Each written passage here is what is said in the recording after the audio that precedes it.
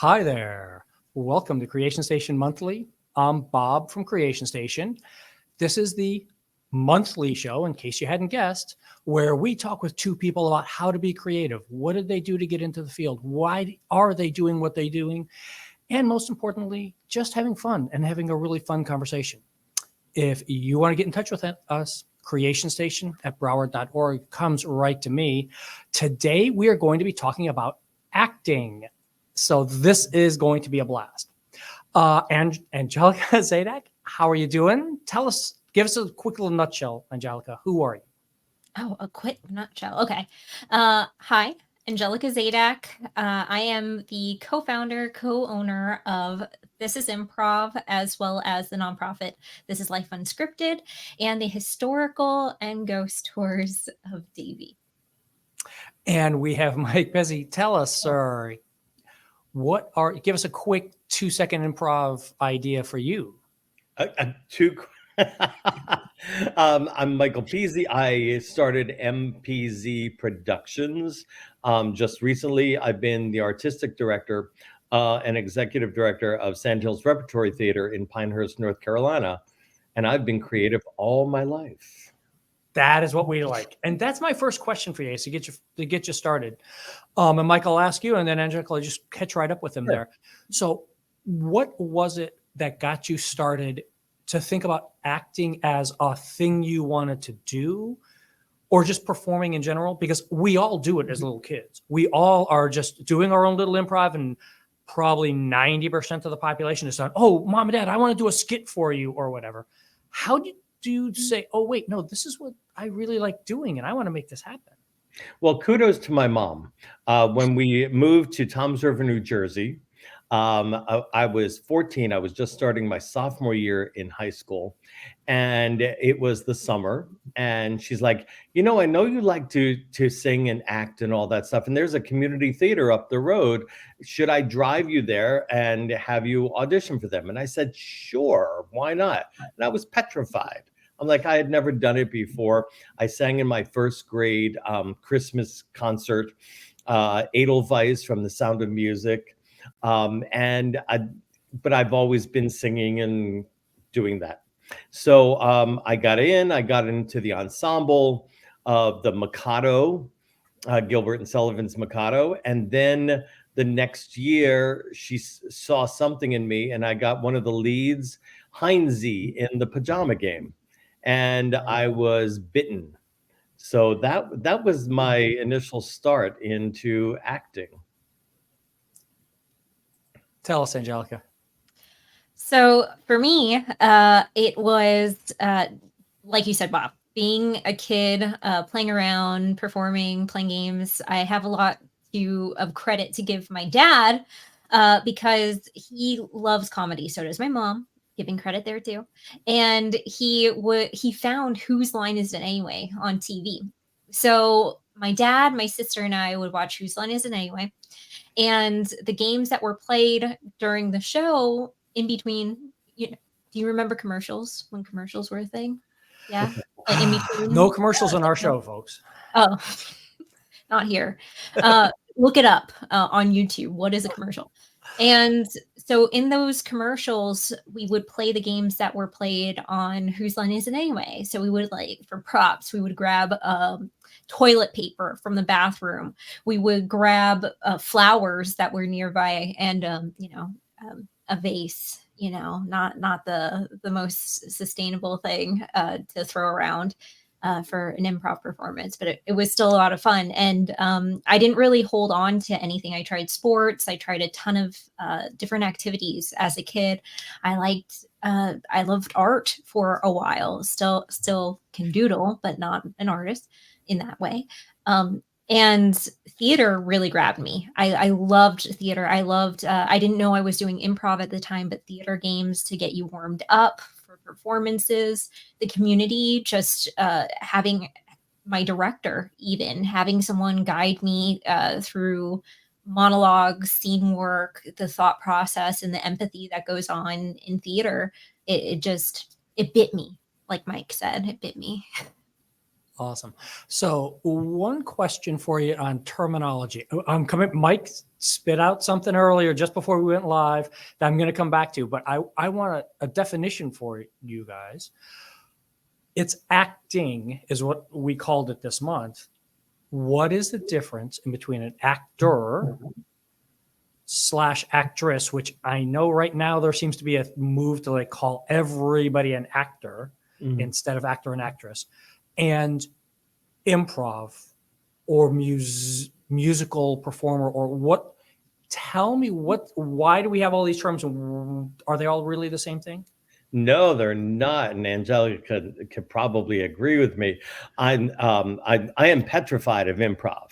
I've been tempted to take improv classes, but I don't, because I think, correct me if I'm wrong, Angelica, improv is like you're allowed to make any mistake you want because nothing's a mistake. It Right. just is, from what I understand, it's like blah, blah, blah, and, or but, or if, and it's like, and you build those stories and those stories with other actors. For me, I much prefer having some kind of a script or a musical theater score. I'm a musical theater guy.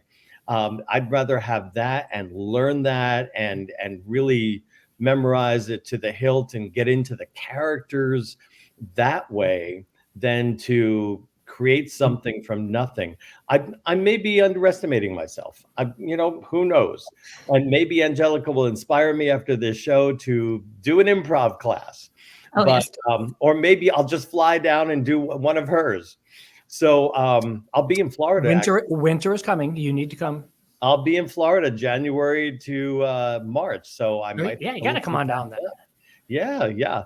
So yeah, I think there's a big difference. What do you think, Angelica? Yeah.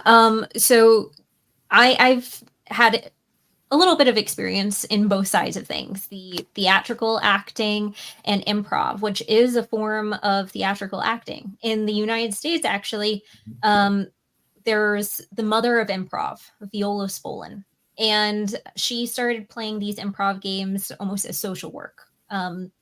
Kids that were coming in from like Ellis Island, immigrant children coming in who didn't speak the same language but were thrown into a school together. The common language was always play. So she really utilized that to bring kids together. Her son, Paul Sills, was in a Chicago University theater program. So he was using Viola's exercises for the theater. For scripts that they had to go through to understand the characters better, they would play these improv games as their characters, seeing what they would do off the script to get a better, deeper understanding of who they're playing. Eventually, it evolved to be script writing, helping them create these scripts without necessarily going through a writing process by themselves, working together as a community, as a theater, to create these new pieces of material. And then it evolved to be improv for improv's sake, and so on and so forth. And I have to say, I have such an appreciation for theater and musical theater, which I am scared of. I'm terrified of. I did that a little bit in high school. I was always in the back of the line of the ensemble. And there's just so much to be said for that. Improv, you're thrown into this world, you're creating this world, and you're playing these characters for short segments of time. Yeah, you have to understand them. You see things through their eyes, make decisions through their eyes. But in theater, you're really doing a deep dive as to why. Why is this all happening? And how would I react as this person?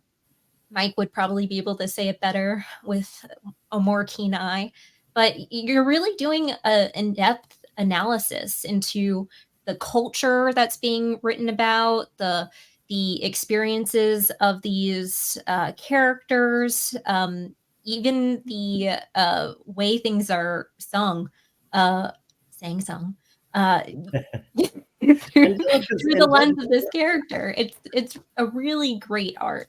Angelica's right, that there is a great similarity between the two, because improv is just short for improvise or improvisation.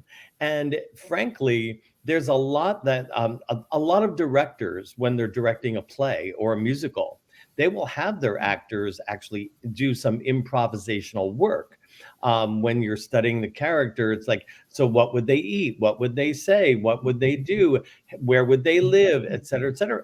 And you have to create like these backstories for these characters, which is improvisational, so that you have something to build on and to react to as that character, which I think is great. She also said something that was really interesting about writing and creating scripts, etc. If you think about just playwriting, playwriting is really improvising from your imagination, and you're just putting words on paper, and you're creating a play. You're creating these magnificent characters, and they have all been improved to be an act of creation, which I think is very cool. So yeah, there's a great similarity. It's just I am petrified of getting on a stage and saying, "Go, okay, you are. Here's the situation. Go." It's like. And the thing is, going back, just praising what you do, and to the people of the world listening as well, there's this amount of stamina that you have to have as a play actor, as a musical theater actor as well. You're in this character for an hour, hours, with only a bit of time in between, to like get out of the character, if you're getting out of the character at all, during that time. So there's so much to be said. And Mike, to what you're saying as well, the creative aspect of this, that's something that I love. In improv, in writing, in theater, there's this sense of community that is so deep.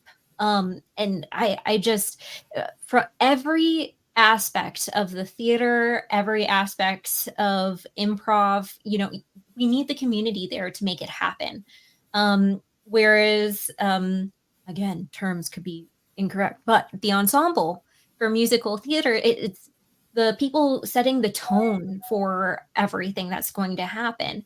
For improv, the ensemble is just the group setting the tone for each other, picking each other up when they fall down. So, Mike, if you were ever to do any improv, don't worry, you have this whole community there to pick you up and support you as you make your way through it. And it kills me, because it's so interesting to see some people, a lot of actors, actually, we get film and theatrical actors who are nervous about performing improv or doing improv whatsoever, because it takes them off the script. But like Mike was saying, so much of what you do to practice your craft, you're doing in an improvisational way. It's just, it's put on this platform, or it's given this different name or point of view. So people have this apprehension to starting it out, but it's so close knit. And Angelica, do you think that people might be afraid of improv, like myself, who, because you are afraid of making a mistake or looking stupid on stage, or all those, like, it's deep to me. I got that one covered. I can do that easy. To me, it's deeply psychological. To me, improv is, versus, you have these words to say, you have this song to sing in this way, and you do that, you perform it. What do you think? Don't you think it's also, there's a psychology to improv? Yeah, definitely. And that's so true. That's so much of what we do too, breaking people out of, this is what I have to do. I have to be perfect, essentially. And as soon as you tell yourself you have to be perfect, you set yourself up for failure. Yeah. In a way that is a little deeper than the failure we experience as improvisers. Because thinking that it's going to go through flawlessly is just, you're setting yourself up for a disaster. When I was lucky, when I was younger, it was we were always given this speech as to, you have to be prepared for the unprepared to happen. And in speech class, in theater, we were told that's all improv was. If the set falls and you pop up through the window. You have to figure out how to set it into the scene that's going on. But yeah, we're told all through our lives, and especially becoming an actor, musical actor, straight play actor, you know, it has to be, you have to get the lines right, or else you're upsetting the playwrights. You have to get all of their lines correctly, the way they intended them to be said. And then from a musical standpoint, if you break, you're off, if you're off a word, or if you miss the cue, music terms, the cue from a guitar, Yeah. then it spells tragedy for the rest of it. Especially if your band can't keep up, if you have a live orchestra. And all these things, again, the stress of, hey, these people are expecting something from me. And again, going to Viola Spolin philosophy, she talks about that so much in just setting up this theory of improv, that we're told, we're given this authority figure telling us what to do, like from school, teachers, bosses, etc., just laws, whatever. We're told we need to do things a certain way. And Okay, I was afraid you were saying there's laws of comedy that we're supposed to be following here, and I'm like, no. But that, I'm going to interrupt on this train of thought there, because technically, I know everybody looks at us like, you're a tech show, you're supposed to be talking about the cool equipment too. And this is acting. But I'm going to guess both of you have some kind of equipment, some piece of gear that helps you do what you do. What is it? Oh, that's interesting. Angelica, if you have yours ready, go. I have to think about that one. Okay. Yeah, it's weird because, as from an improviser's point of view, we shouldn't need anything. We should not need anything. Always, Mike would know, the first job of an actor is to be heard. So any mic equipment, we have these portable mics that we use too, because we give tours. When we work smaller sets, we bring them with us so that we're ready for any environment. If they don't have a sound system, we have something portable to carry around with us. So that's our major piece of tech equipment. Well, yeah, and as singers, obviously, sound is everything. Everything. I have performed where the sound has just been god awful, and other places where it has been so amazing I could whisper my lyrics into the mic and it's heard by hundreds of people. So sound, you're absolutely right with the sound thing. I think that my tool, was that the question? Sure, What yeah. the Any tool? kind of piece of equipment or something that you feel like, Equipment. I think the equipment that I carry around with is technique. You learn and you study and you try to do the best you can with what you have been blessed with. And excuse me, I'm full transparency. I don't read music. And I can follow music, but I don't read music. And I've had so many musical directors say, it's okay. You don't know how many Broadway actors and some stars still don't read music after years and decades of being on Broadway. But I have been lucky to have a good ear. And so if I hear a song 3 or 4 times, I can have it memorized, which is it's not photographic. I wish, but I can hear the song and just sing it back, which and is Mike has very just helpful. knots of earworms in his brain. Who, what? You have just a knot of earworms all just churning along. Let me tell you, I'm creating a Tony Bennett show right now for Cabaret, and I am learning all these amazing Tony Bennett songs I didn't even know were in his catalog, and I am loving every minute of it. But I have to work every single day, at listening to YouTube and listening to my musical director's recordings and listening to my director and how this song would fit with this song and how this should be sung. And it's such a joy. Let me tell you, the whole show is about creativity. When I do these songbooks, I create a bunch of songbooks like Andrew Lloyd Webber and Jerry Herman songbooks, etc. This is my Tony Bennett songbook.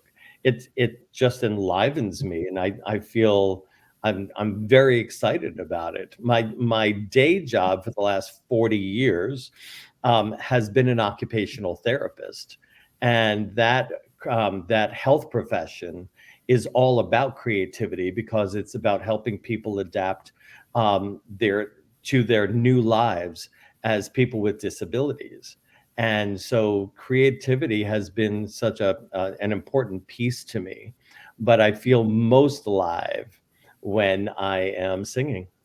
That was awesome. We actually did a show on prosthetic and assistive devices Ah, 2 Novembers ago, all about that, about people in the industry. How do they help people and be creative and adapting their new things like that? That's a really so. But you've both kind of like skirted around this one issue, mentioned it casually and then not. How many people does this take? Because I know most people think of acting as a thing. I am the actor, I'm on stage, and that's it. You've both mentioned ensembles and directors and music and this and that, and how many other people on the sides. So, Angelica, how many make up your ensemble, troupe, whatever? What's a good number? Obviously, improv, you're going to make it work with 1 to 200, but just in a general sense. Oh, I want to see you try and pull off a 200 kid thing one of these days. It just takes a lot of listening. So yeah, it's funny that you bring up one person because that's becoming more prevalent now in the improv world. One person shows, which blew my mind as I saw more popping up. What's the difference in between a one-person improv and a comedian just doing things? Exactly. And that's a big debate too, right? Because comedians, that's where we really differ. The comedy comes from the scenic work with improv, working off of each other, creating these different scenarios for these characters to play off of. Whereas with stand-up, you have that one person just telling jokes. Sometimes they'll improvise off the audience as well. If they say something from the audience, they can riff off of that. But in improv, what it seems to be is it's bringing these characters, fluctuating between different characters and fluctuating between these different scenarios as one person on stage. And there are festivals now. One big one is the Countdown Festival that happens in Tampa, where they request specifically 3-person, 2-person, and 1-person submissions for performances. So it's becoming bigger. Personally, what the traditional way, it was about 7 people. 7 people for an ensemble is the great thing to hit, because you're keeping things interesting. Your audience is not going to be bored. You're going to have someone who's always able to pick you up, because inspiration, we pick it up through our lives. We have the muses dancing around us always. But on stage, sometimes the muses just ditch. And when they ditch, they usually find another person on the ensemble that they're like, hey, you're my buddy today. And in those cases, we have those people pick you up. Your ensemble is meant to support. We're supporting each other constantly. Then there are the technicians, the sound That's people. what I was going to say. Who's your support staff on a ensemble like that? Do you have? Because you don't have a director, obviously. That's not always okay. See, this is why I'm here. I ask dumb questions. So it depends. If you have an independent troupe, then they wouldn't work necessarily with a director, but they might have something called a coach. So the coach is working with them almost as a director, and they are looking at your strategy, depending on what style of improv you're performing, because there's a ton of different styles of improv, and growing as it should be. That's what improv is all about, evolution. And so they'll give you your weak points for every ensemble member and the show as a whole.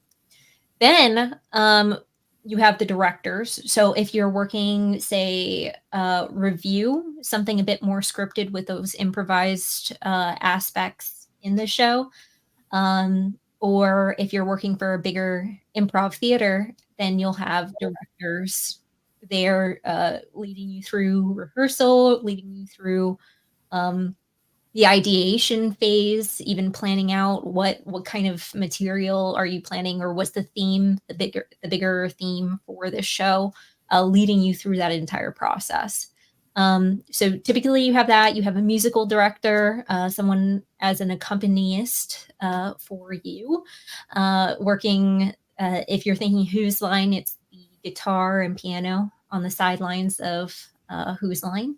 And then you have a technician helping with lighting and not necessarily sound, but you won't need it as much as, say, like a theatrical or musical production, because it should all stay the same for the most part, the sound.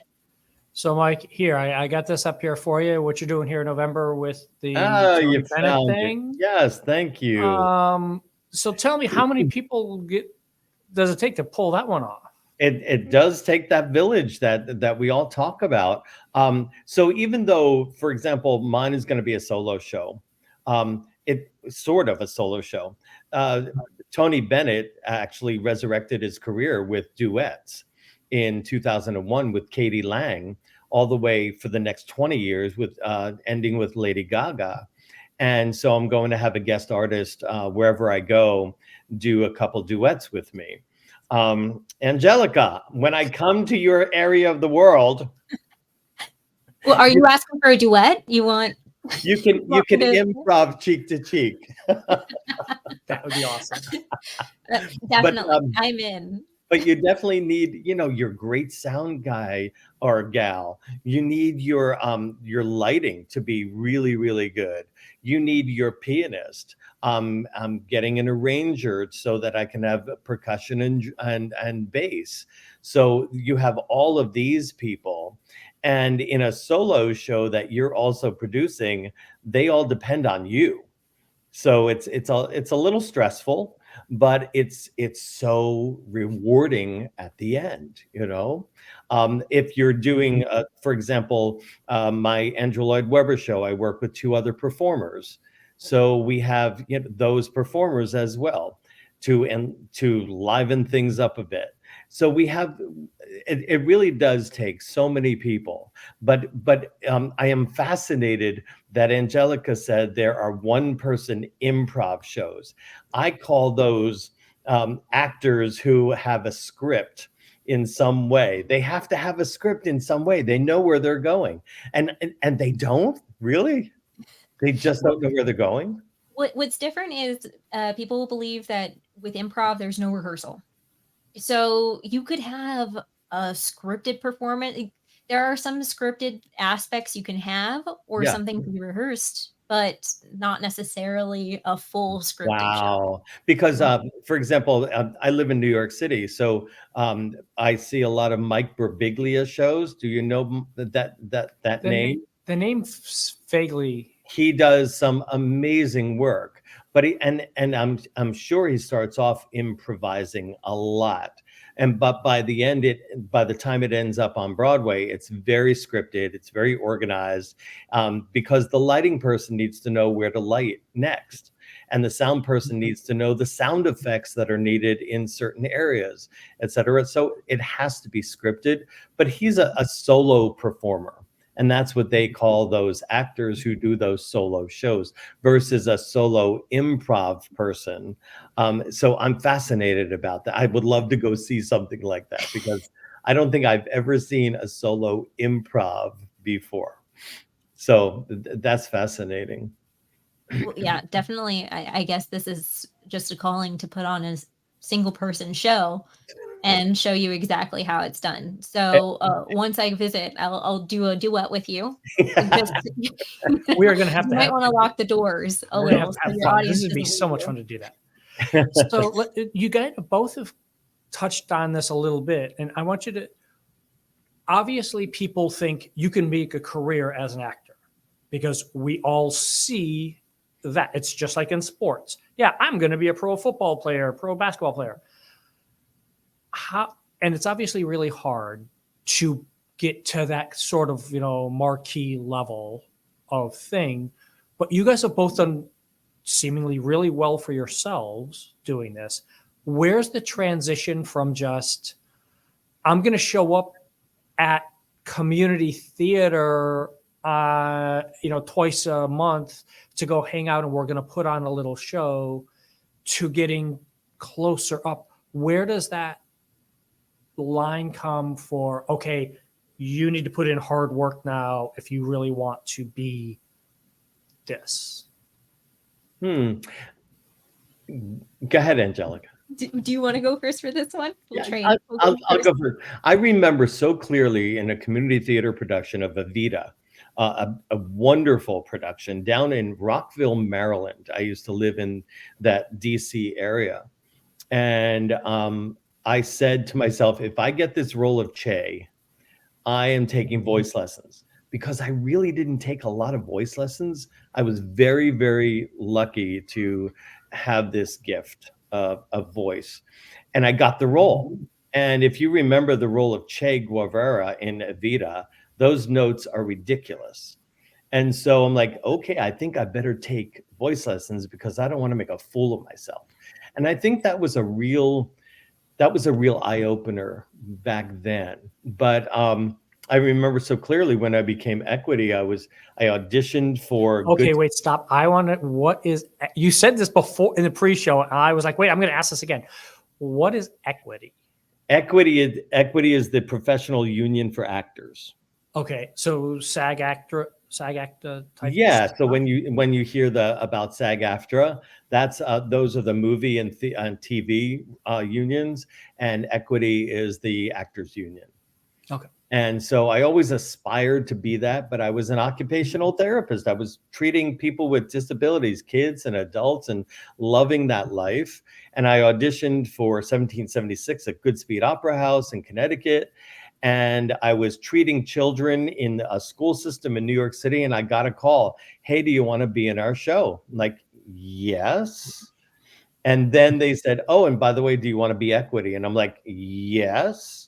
And I became Equity at the age of 49. Nice. So it's a little late in life, if you will, late in life. But it was like a dream come true. It really was. And I have loved having that professional part of my life be realized. And so right now I've just been creating shows because, as they always say, to continue being creative, if you're not a working actor, create the work. Okay. And that's what I love doing. Yeah. Yeah, I write a lot. So yeah, I get that feeling. I know that.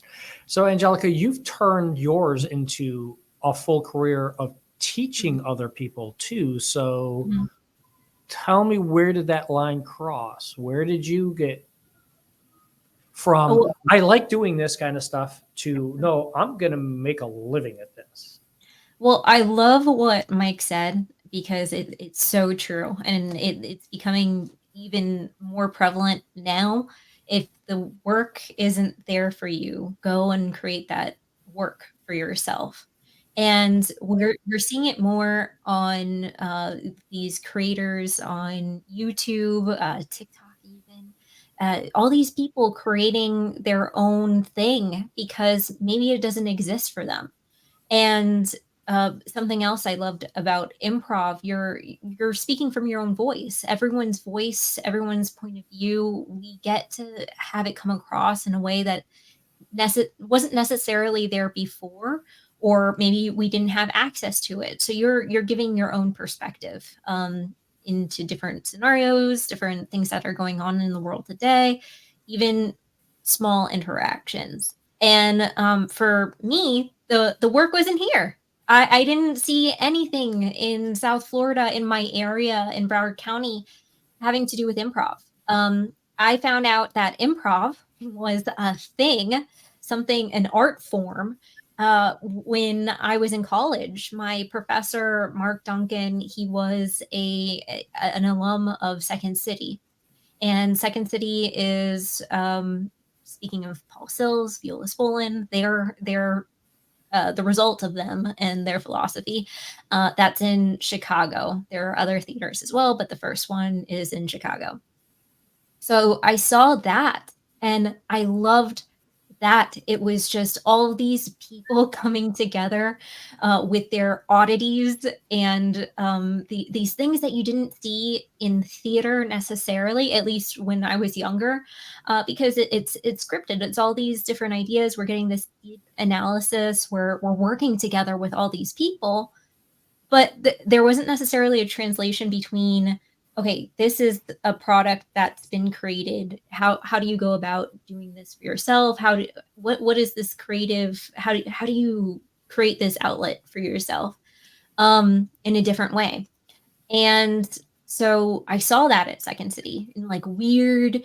It didn't have to be a big production. It was little projects going on, so that you could have these like crazy scenarios. Like, this is a thought that I have when I wake up in the morning, and people would just like perform their morning thoughts, just crazy little things. And people sitting at Starbucks creating together in the morning, just so cool. So cool. That's my jumble of brain memory. Yeah. So That's good. I like it.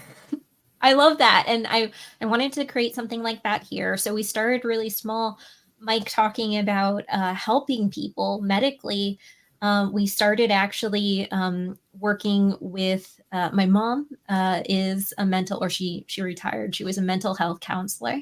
So she started, or I started with her, working off of her, using the improv techniques with her clients, with her patients. And it was Very cool. yeah, it was great. It was magical because coming from a theatrical background, improv background, people are introduced to theatrics and we're like, okay, this is the system. This is work. Let's get this done. Oh, you're doing the I know that technique. I know that improv game. Of course. Wait. Let's pick this up. Maybe you can dive deeper in your character. Whatever. When you have someone who hasn't ever experienced this opportunity to play and let go before, it's magical to see their eyes just start to understand where the connections are and understand themselves in a different way. So that's where that started, and then eventually it grew to be classes for improv's sake, in addition to continuing to help people.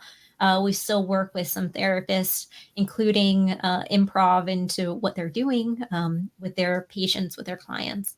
And it's always beneficial on a deeper level to watch them go through the process, understanding that they can play, they can make mistakes, they can fail, and it's fun. So I have this to is tell where this story. I got to get you here, Mike. So this is Angelica's website, Uh-huh. doing those sorts of things. This is Mike's website of I was teaching kids just gonna through. about it. So I want to remind everybody, we bring two strangers in every month to do this who have never met before. So No, Mike, Angelica's my new friend. tell us about this one now. Yeah, so it's actually a sort of a funny story. I get my equity card, and as like all actors, I was sitting around waiting for the phone call. I was going to auditions and then waiting for the phone call. I'm like, I'm tired of waiting. I'm an occupational therapist with a PhD. Why am I waiting? So again, you create the work, right? So I started a not-for-profit called Touching Humanity, which is to promote disability awareness through the arts. And the motto is called "Given opportunity, always able." And so I decided to start these classes for kids. Nobody had to pay for the classes. Excuse me. And we had about 6 or 8 kids, and I had an actress and a psychology student and a couple of occupational therapy students who helped me. And once a week for 6 weeks, we worked with these kids with disabilities, most of them with autism. And in 6 weeks, we gave them a script, we had them learn a dance, and we had them learn 2 songs in 6 weeks, 1 hour a week. Wow. And what they produced made it, today it still makes me cry. And I was so impressed, and I thought, my God, I wish I'd started collecting data on these children, because their improvements in their ability to read, their ability to interact, their self-esteem, all improved. I mean, you could see it. The parents came to me afterwards and said, "This is remarkable. My child never liked to read, and now they want me to help them with reading." I'm like, what? So it's really it's such a tribute to the arts and the magic of the arts and performing arts, that really can improve the quality of life of so many people, especially these kids. So next summer, I'm going to be working with a theater company in the Berkshires and up in Massachusetts. And we're going to be creating a couple of classes, weeks of classes for these kids, because, like I said, given opportunity, always able.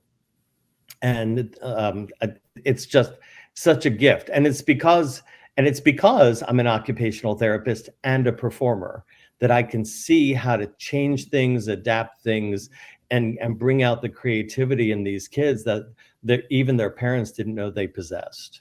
So thank you for showing that. The Well Songs Project is another, might be another thing to talk about at some other point.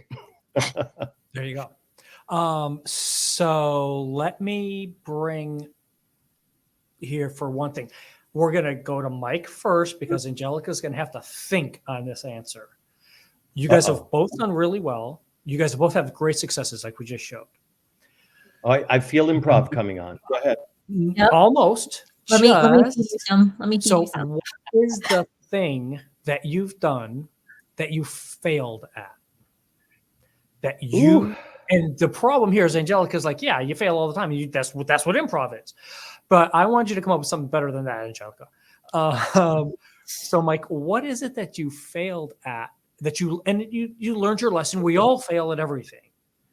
So yeah. Oh, where you know did what? you what's that failure that you're like, man, but you figured it out? That's an easy one. That's an easy one. So a friend of mine gave me the name of his agent back in the late, about 2008, 2009, because I needed an agent. And she sent me in for the Chitty Chitty Bang Bang national tour. And I was so excited. So I go in, I do my audition song, and I get a call back. And then I get these pages to learn, and I get a second call back. And I'm like, what is going on here?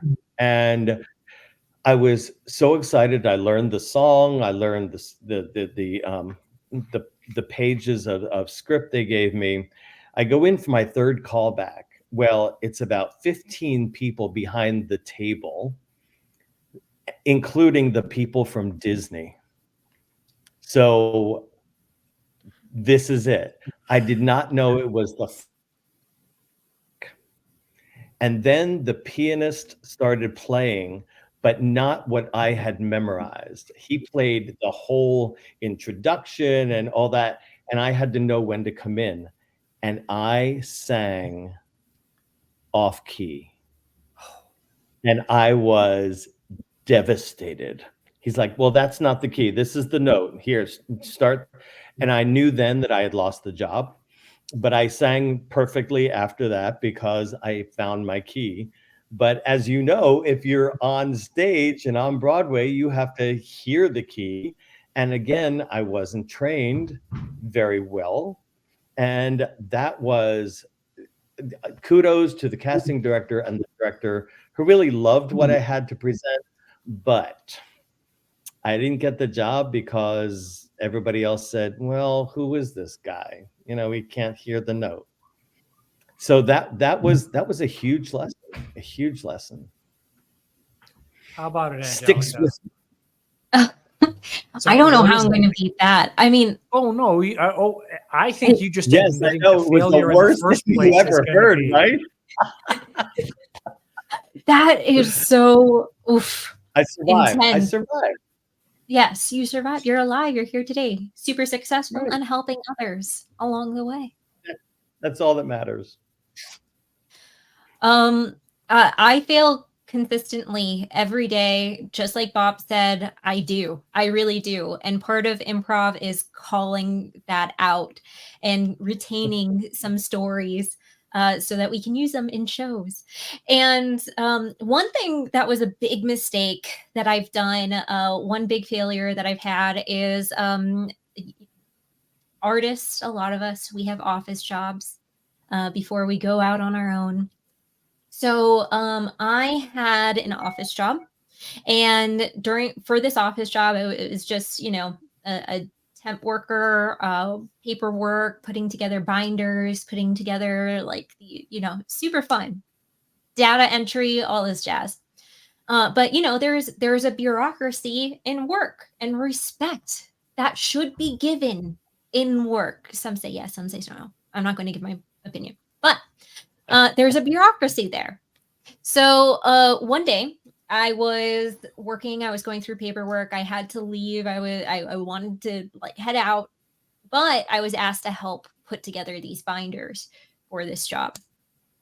The person who had asked me to put together these binders said, "Oh yeah, the big boss at the time, they they're helping. It's such a big project. It needs to be done so quickly that they're even helping us.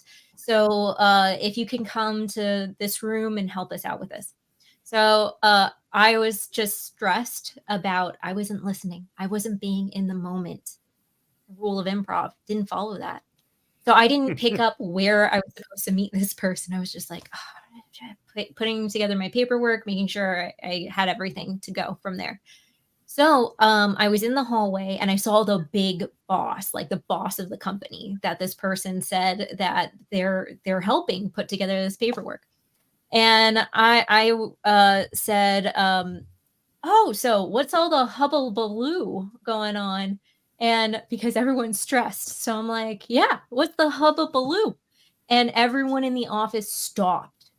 They stared at me, and I was like, I'm looking for this person to do the project. And someone finally the silence broke. One person got out of their desk and said, "Oh, I know where they are. Let me show you to where they are." So I was led over there. I helped with the paperwork. Day was done. I was angry because like I had to do this thing. I didn't know where it was. I felt embarrassed because I tried to make a joke and connect with this person, and there was no connection. There was just a full stop to the universe. The next day, I get a call from my boss, my direct boss, and they were like, "So, I heard something happened yesterday, and I'm sure this couldn't have been you because you're a nice person." And I was working backstage a theater gig. And then I got a call from my direct boss. I'm like, "I need to take this." Taken out of the fun, brought back into, "You're not being a nice person." And I told them, I said the whole story. I said I was trying to connect with them, and they were like, "Okay, just make sure it doesn't happen again." And yeah, so the witnesses around fed into this, saying like, "Yeah, she just lost it." And I legitimately tried to be funny, trying to connect. And there are certain places, certain people, certain audiences for certain performances. And for that audience, it was not the right time for that jokey performance. I get that. Moral of the But you story. could use that in an improv. Yes, I can. Yes, I There, can. that's exactly what we know. Mhm. Okay. I have one last thing for you guys here as we're closing in on our hour already. I told you guys we could just keep on going for a long time on a show like this. I want you to I give guess we us the one piece of advice you did not get that you now can say, wait a minute, here, kid, here's the advice I wish I would have known. For me, it's be prepared at all times, because you never know when that opportunity will strike. I remember so clearly Oprah Winfrey, she probably stole it from someone, but for her, the word luck is when opportunity meets preparation. So there is no luck. It's when you're prepared, then and you're ready for when that opportunity strikes, you're ready to go, and you're ready to show off your stuff, and you are one step ahead of everyone else. But be prepared. My example of the failure, I wasn't as prepared as I could have been. In retrospect, I should have had somebody play the entire score for me, so I could really put it into context. And I didn't do that because I thought, oh, I know this song. I can do this song. And then I was thrown. So I should have been more prepared. And so that would be my advice. Just never take anything for granted. Be prepared. My advice, I have many advices. This one, um, going from the opposite point of view, just to do that thing. Whereas Mike, which definitely that's a huge thing, be prepared. From the opposite point of view, be in the moment. Be prepared for anything by not necessarily being prepared and expecting. I think expecting is the right word. Expecting anything. So listening, not letting your mind wander too many places all at once, because that's where you get caught up. When your mind goes this way, that way, then you're never going to be right where the action is happening. So staying there. A bit of advice I was given by someone else, it was more of a story, but it helps me and it helps a lot of my students too. Everyone has a bad day. Everyone wants to quit. And we hear this a lot. Keep going. Don't quit. One of my improv teachers, Kevin Riom, awesome dude. He talks about, he went to school with Tina Fey at Second City. He would talk about her coming up to him and saying, this is it. This was the worst class I've taken. This was the worst performance that I've ever done. I don't know what's wrong with me today. And that's Tina Fey. She wanted multiple days to quit and leave the art. And there are so many times that we feel that way. And sometimes it lasts a long time, not just for a performance, not just for a week. So keeping with it, if you know this is your thing, with it. This was a lot of fun. Thank you both so much for being here today. All of the website links are in the show notes for people so they can go follow up on these, follow up on classes, follow up on all these amazing presentations and everything that they've been doing and helping in their communities. Thank you, Angelica. Thank you, Mike. I'm going to throw up our final slide here. If there's a question you have for our guests, creationstation@broward.org comes right to me and I'll forward it along for you. We'll see everybody next month. Have a great day. It's been joy. It's been joyful.